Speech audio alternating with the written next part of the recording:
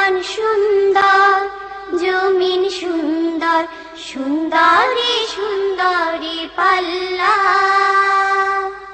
জানি না কত সুন্দর তুমি আল্লাহ।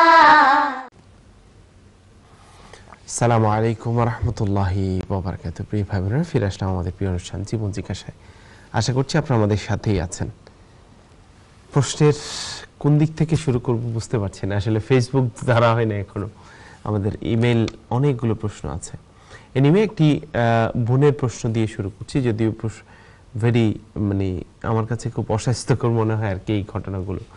তারপর বলছি যে কোন একটি অপ্রীতিকর ঘটনা ঘটার পরে স্বামী স্ত্রীকে কোরআন শরীফ ধরে কসম খাইয়েছে, এবং কসমটা ছিল এরকম যে আগামী 10 বছর তোমার ভাইদের সাথে কোনো যোগাযোগ রক্ষা করতে পারবে না।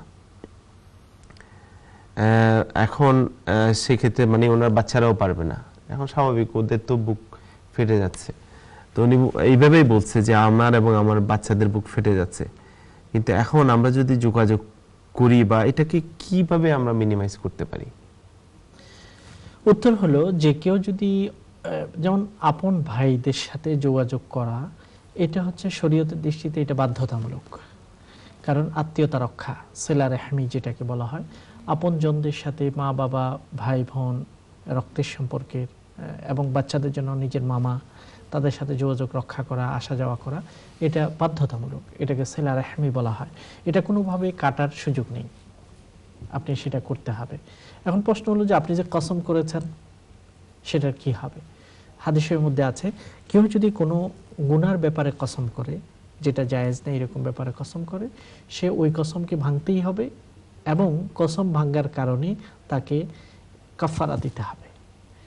কসমের কাফারা হলো যে 10 জন মিসকিনকে খাওয়ানো, 10 জন মিসকিনকে খাওয়ানো, অথবা সেটা যদি সম্ভব না হয় 3টি রোজা রাখা, পরপর 3টি রোজা রাখা, এর মাধ্যমে কসমের কাফারা আদায় হবে।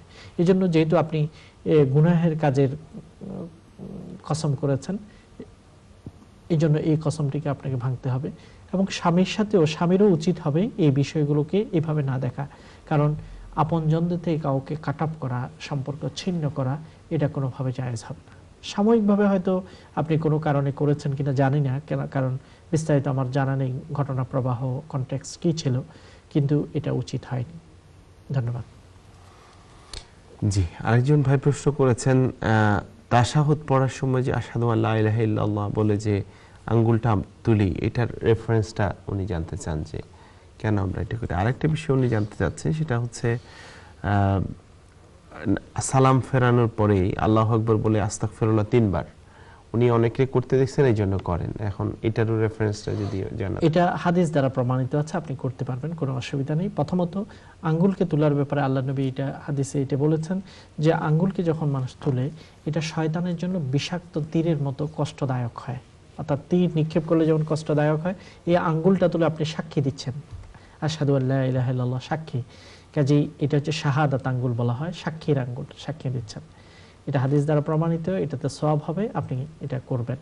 একইভাবে আল্লাহু আকবার জিকির করার বিষয়টি হাদিস দ্বারা প্রমাণিত, এবং ইস্তিগফার করা বা আস্তাগফিরুল্লাহ আস্তাগফিরুল্লাহ বলা, এটা হাদিস দ্বারা প্রমাণিত। আল্লাহর কাছে গুনাহ মাফ চাওয়া এই জন্য যে হে আল্লাহ, আমি তো নামাজ পড়েছি, সালাহ আদায় করেছি, এই সালাহটা যেভাবে আদায় করা দরকার ছিল, যতটুকু মনোযোগ থাকা দরকার ছিল, আমি করতে পারিনি, এই জন্য হে আল্লাহ আমি তোমার কাছে ক্ষমা চাই। ধন্যবাদ। আচ্ছা, আর একটি ডিফারেন্ট প্রশ্ন, ওনারা বাইরে কোথাও যাচ্ছেন, সম্ভবত দেশের বাইরে, তো ওনারা বিভিন্ন জায়গায় তো অজু করতে ঝামেলা হয়, এই জন্য ওনাদের কাছে একটা স্প্রে বোতল আছে। এখন ওই স্প্রে বোতল দিয়ে অজু করলে হবে কিনা? স্প্রে বোতল দিয়ে আপনি অজু করতে পারবেন, তবে ওইটা দ্বারা ধৌত করতে হবে। অর্থাৎ পানি ছিটানো দ্বারা অজু হয় না, পানি অঙ্গগুলো যেগুলো ধৌত করার, ওগুলোকে ধৌত করতে হবে। যেমন আমরা মুছা এবং ধোয়ার মধ্যে পার্থক্য আছে। কোনো কিছুকে মুছে দেওয়া, যেমন ভিজা হাত দিয়ে আপনি যদি হাত মুছে দেন, এটা হচ্ছে মুছে ফেললেন, এটা দ্বারা অজু হবে না। অজু হবে পানি দ্বারা ধৌত করা। এভাবে পানি দিতে হবে যেন পানি গড়িয়ে পড়ে। এই জন্য শুধু স্প্রে করলে, হালকা স্প্রে দ্বারা ওযু হবে না যতক্ষণ পর্যন্ত প্রবল পরিমাণ পানি না হয়, যে পানি দ্বারা হাত থেকে মুখ থেকে পানি গড়িয়ে পড়তে হবে, সেই পরিমাণ পানি ব্যবহার করে ওযু করতে হবে। ধন্যবাদ। এক ভাই একটি হাদিস দিয়েছেন, নাসাই মিশকাতের, এবং রেফারেন্সও দিয়েছেন। ওখানে রাসূল সাল্লাল্লাহু আলাইহি ওয়াসাল্লাম বলছেন যে তোমরা পাকা চুল তুলে ফেলো না, কেননা এটার বাংলাটা উনি দিয়েছেন আর কি হাদিসের, কেননা পাকা চুল হলো মুসলমানের জ্যোতি, কোনো মুসলমান একটি চুল পেকে গেলে আল্লাহ তার জন্য একটি নেকি লিখেন, একটি মর্যাদা বৃদ্ধি করেন এবং একটি পাপ মোচন করেন। এটা যেহেতু নাসাই শরীফে হাদিসটি আছে, সিয়াসিতের একটি হাদিস, এটা প্রমাণিত হাদিস, যেখানে আল্লাহ নবী বলেছেন পাকা চুলকে না তোলার জন্য। অনেকে আছেন যে চুল বয়স হয়েছে, যেমন 40 যখন মানুষকে ছুঁই ছুঁই করে তখন চুল পাকতে শুরু করে, তখন তিনি যৌবনকে ধরে রাখার জন্য সেগুলোকে তুলে ফেলেন। অনেক সময় ছোট বাচ্চাদেরকে পয়সা দিয়ে নিয়োগ দেওয়া হয় পাকা চুলগুলোকে কেটে ফেলার জন্য। এই কাজগুলো করা যাবে না।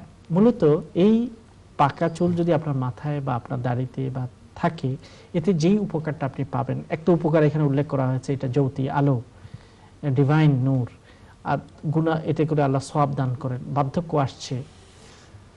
দ্বিতীয় যেটা আপনার মনস্তাত্ত্বিক উপকার হবে, ওই চুলের দিকে যখনই আপনি আয়নার সামনে দাঁড়াবেন এবং কোনো পাকা চুল দেখবেন, তখন আপনার কাছে মনে হবে হ্যাঁ আমার জীবন তো শেষের দিকে, দরজায় যেন নক হচ্ছে জীবন শেষের, এই আওয়াজটা আপনি শুনতে পাবেন। তখন নিজেকে সংশোধন করতে পারবেন, নিজেকে ভালো কাজে আরো বেশি অগ্রসর করতে পারবেন।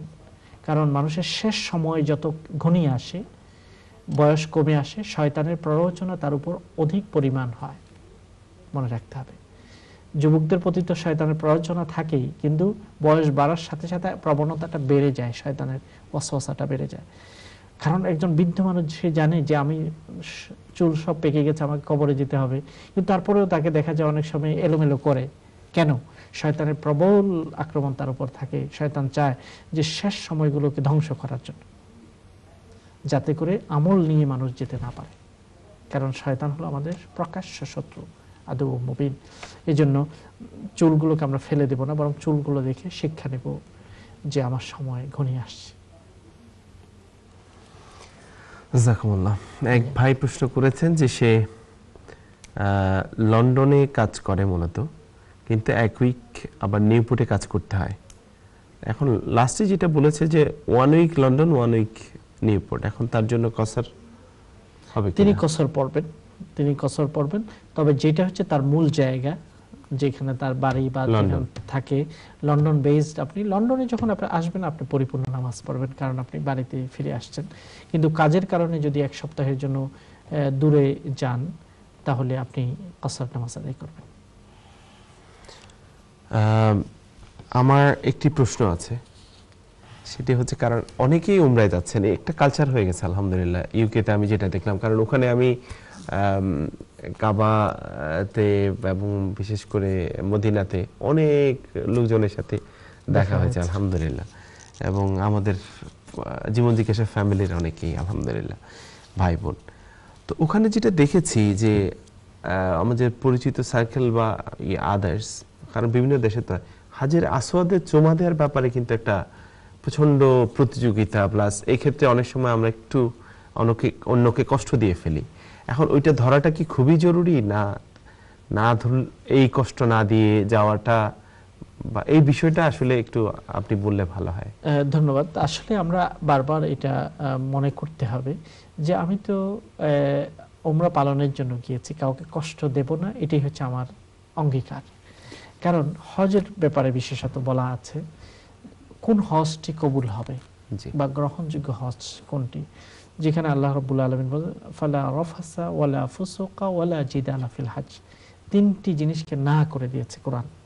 ফামান ফারাদা ফিহিন্নাল হজ্জ ফালা রাফাসা ওয়ালা ফুসুকা ওয়ালা জিদালা ফিল হজ, সূরা বাকারাতে আল্লাহ তাআলা উল্লেখ করেছেন, সুস্পষ্ট বলে দিয়েছেন তোমরা যারা হজ করতে যাবে সেখানে ঝগড়া ঝাঁটি, অর্থাৎ কাউকে কষ্ট দেওয়া, গালিগালাজ করা, এগুলো করা যাবে না।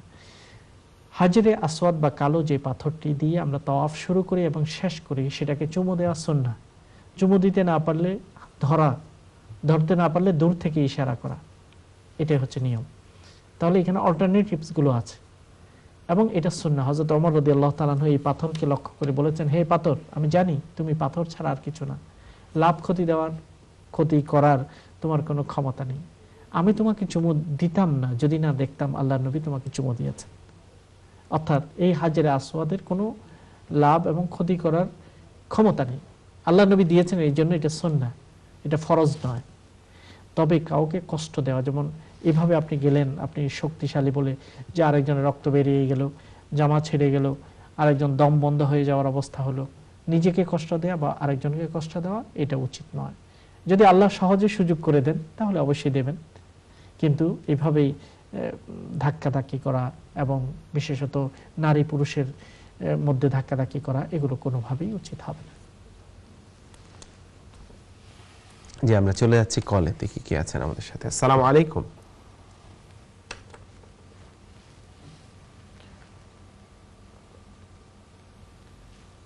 আসসালামু আলাইকুম। আসসালামু আলাইকুম। ওয়ালাইকুম আসসালাম। আপনার প্রশ্ন বলেন। জি জি, আমার প্রথম প্রশ্ন হচ্ছে যে আমরা মেয়ে লোকের বুয়া ফালানি তো ঠিক আছে, বেশি লম্বা হইলে সাতটা কিতা ছোট করা হয়েছিল, ওটা ঠিক আছে? চুলের কথা বলছেন? জি না, জি না, কিসের? বুয়া বুয়া শব্দটা ক্লিয়ার বোঝা যায়নি, আবার একটু বলবেন? জি, চকুর উঠি উঠি আইব্রো। জি আচ্ছা আচ্ছা, বেশি হয়ে গেলে ছোট করা যাবে কিনা? আইব্রো। আচ্ছা আচ্ছা আচ্ছা। জি জি। আর কোনো প্রশ্ন আছে? ফজরের নামাজ সাইরো খুল দিয়া কিতা পড়া ঠিক আছে না, ওটা কইবা। আচ্ছা ঠিক আছে, কুল দিয়া, ওকে, আচ্ছা ঠিক আছে। প্রথম প্রশ্ন হলো চোখের উপরে যে চুলগুলো আছে সেগুলো বেশি বড় হলে ছোট করা যাবে কিনা। আমরা জানি যে সাধারণত এটাকে চিকন করা, আইব্রোকে চিকন করার যে একটা প্রবণতা সৌন্দর্যের জন্য আছে, এটা জায়েজ নেই, এটা আল্লাহ নবী নিষেধ করেছেন। তবে অতি মাত্রায় যদি কারো বিদ ঘটে হয় যে বিশাল হয়ে গেছে অনেক বেশি, তখন তিনি যদি অল্প করেন সেটা করতে পারেন, কিন্তু নর্মালি যেটা যে স্বাভাবিক আইব্রো আছে কিন্তু সেটাকে চিকন করা হলো সৌন্দর্যের জন্য, সেটা জায়েজ নেই।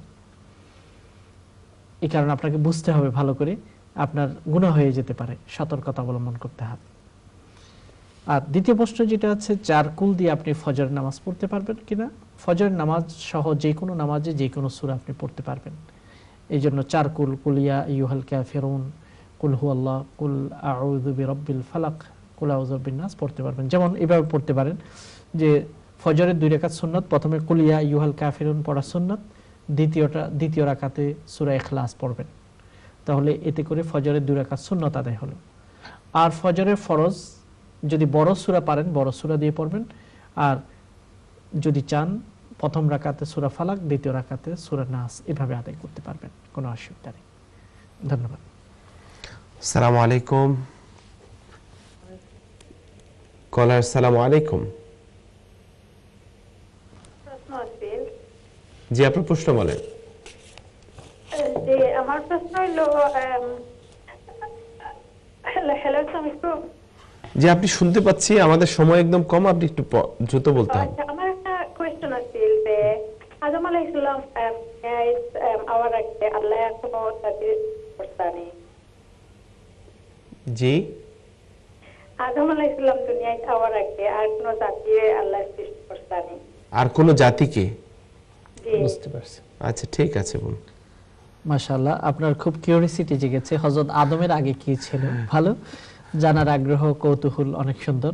তবে হযরত আদম আলাইহিস সালাম হলো মানুষ হিসেবে প্রথম তৈরি করেছেন, কারণ আল্লাহ তাআলা বলেছেন ওয়াইদ ক্বালা রাব্বুকা লিল মালাইকাতি ইন্নী জাইলুন ফিল আরদি খলিফা। আল্লাহ যে ফেরেশতাদের সাথে হযরত আদমের সৃষ্টির ব্যাপারে পরামর্শ করেছেন, সেখানে এটাই স্পষ্ট হয় যে নতুন একটি জাতি মানুষকে তৈরি করছেন তিনি।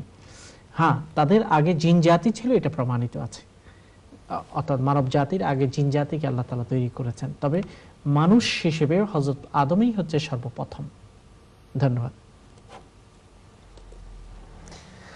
জি, আরেকটি বিষয় এক ভাই জানতে চাইছে, সেটি হচ্ছে নামাজের শেষে আয়াতুল কুরসি এবং সেটা পরে বুকে ফু দেওয়ার ব্যাপারে কোনো হাদিস আছে কিনা? আয়াতুল কুরসি প্রতিটি ফরজ নামাজের পরে পড়াটা সুন্নাহ, আল্লাহ নবী পড়তে বলেছেন। এবং হাদিসে আছে যে ব্যক্তি প্রতিটি ফরজ নামাজের পরে আয়াতুল কুরসি পড়বে, জান্নাতে যাওয়ার জন্য তার আর কোনো বাধা থাকবে না, শুধু একটা ব্রিজ পার হতে হবে, সেই ব্রিজটির নাম হলো মৃত্যু। এই মৃত্যু হলেই সে জান্নাতে যেতে পারবে। কারণ এই আয়াতুল কুরসিতে আল্লাহর তাওহীদ, একত্ববাদ, শক্তি, পাওয়ার সম্পর্কে আলোচনা করা হয়েছে। তবে বুকে ফু দেওয়ার কথাটা এখানে নেই, শুধু আয়াতুল কুরসি তিলাওয়াত করলেই হবে। তবে কুল আউযু বিল ফালাক এবং নাস, কুল হুয়াল্লাহ, কুল আউযু বিল ফালাক এবং নাস পড়া আল্লাহ নবী পড়তেন। প্রত্যেক নামাজের পরে একবার, ফজর এবং মাগরিবের পরে 3 বার করে পড়া, এটা পড়ে গায়ে ফু দিতে পারবেন। ধন্যবাদ। জাযাকাল্লাহ। আমরা শেষ করতে যাচ্ছি। আল্লাহ পাক যেন আজকের আমাদের সকল প্রয়াসকে কবুল করেন, আমিন। ভুল ত্রুটিকে ক্ষমা করেন। আমিন। যারা এই জ্ঞানের প্রতিযোগিতায়, জ্ঞানের সংগ্রহে আমাদের সাথে ছিলেন, আল্লাহ পাক সবাইকে যেন কবুল করেন। আমিন সুম্মা আমিন। প্রিয় ভাই বোনেরা, শেষ করছি আমাদের প্রিয় অনুষ্ঠান জীবন জিজ্ঞাসা। আজকের যে মাতৃভাষা নিয়ে কথা হলো, আমরা আসুন চেষ্টা করি সবাই মিলে আমাদের পরবর্তী জেনারেশনের মাঝে আমাদের এই মাতৃভাষাটাকে ছড়িয়ে দেওয়ার জন্য, এবং এর মাধ্যমে আমাদের রুটটা যেন ধরে রাখতে পারি, আমরা সেই চেষ্টা করব। আল্লাহর কাছে সেই তৌফিক কামনা করে আগামী সপ্তাহে আবারও দেখা হবে এই প্রত্যাশা রেখে আমরা শেষ করছি আমাদের প্রিয় অনুষ্ঠান জীবন জিজ্ঞাসা। ওয়া মা তৌফিক ইল্লা বিল্লাহ। আসসালামু আলাইকুম ওয়া রাহমাতুল্লাহি ওয়া বারাকাতুহু।